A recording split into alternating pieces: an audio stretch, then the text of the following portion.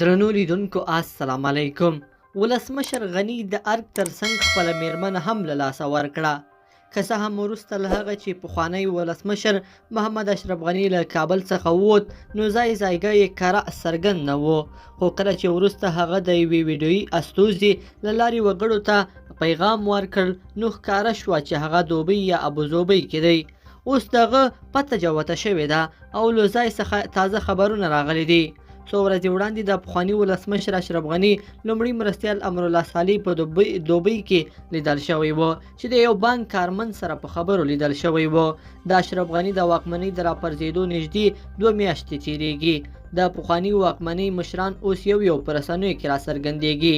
داسې ښکاري چې ولسمشر غني د ارګ ترڅنګ خپله میرمنه رولا غني هم له لاسه ورکړې ده. په رسنیو کې یو انځور لاس په لاس کېږي چې پکې رولا غني په هوایي ډګر کې لیدل شوې ده.